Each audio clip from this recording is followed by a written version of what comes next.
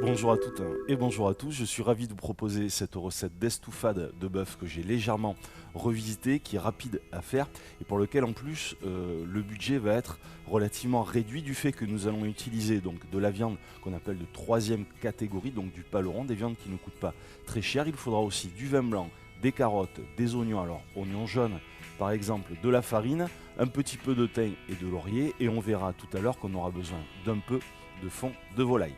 Donc maintenant, bien vous préparez tous vos légumes, vous taillez vos carottes, vos oignons, vous posez votre farine, votre vin blanc et on peut passer de suite à la cuisson de notre estouffade de bœuf. Pour commencer cette recette, eh bien, nous allons utiliser soit une cocotte en fonte ou bien tout simplement une cocotte en inox. Vous faites bien chauffer votre récipient. Ensuite, moi je vous conseille d'ajouter de l'huile d'olive. Une fois que votre huile d'olive est bien chaude, vous pouvez rajouter vos morceaux de bœuf. Alors, pour la viande, vous comptez environ 150 grammes de viande par personne. Donc en gros, généralement, on essaie de tailler des morceaux, environ 3 morceaux par personne lorsqu'on réalise ce genre de recette. 3 morceaux, vous l'aurez compris, d'environ 50 grammes.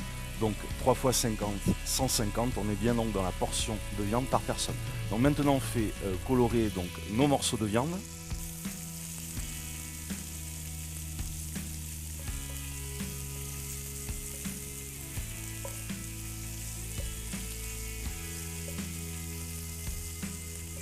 Une fois que vous avez retourné une première fois vos morceaux de viande, vous pouvez rajouter maintenant vos oignons,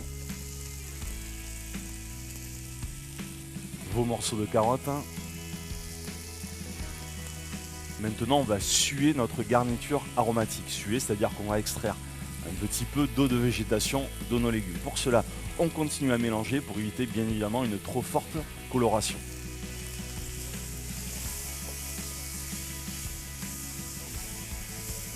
Ok, maintenant nous allons singer notre estouffade de bœuf, c'est-à-dire qu'on va rajouter de la farine. Là, on va mélanger rapidement et lorsque la farine sera bien mélangée à tous vos ingrédients, vous allez mouiller de suite et donc déglacer avec le vin blanc. Donc lorsque vous singez, vous rajoutez votre farine, c'est une opération qui doit être réalisée relativement rapidement.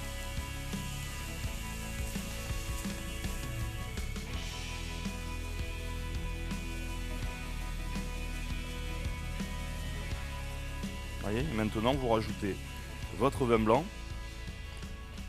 Donc ça s'appelle déglacer, c'est-à-dire que maintenant vous allez de suite, vous voyez comme je fais avec ma spatule, récupérer les sucs de cuisson donc qui sont au fond de votre récipient de façon à ce que tout le goût, bien évidemment, puisse être partagé au reste de votre préparation. Une fois que votre vin donc a réduit, vous pouvez rajouter maintenant ce que je vous disais tout à l'heure, votre fond de volaille. Donc là, le but est de mouiller, on va dire à 3/4 hauteur, voire hauteur, de vos morceaux de viande.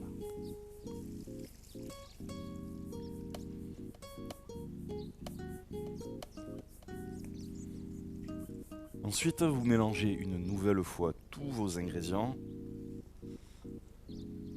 Vous rajoutez maintenant votre bouquet garni, donc moi j'ai un peu de thym et de laurier.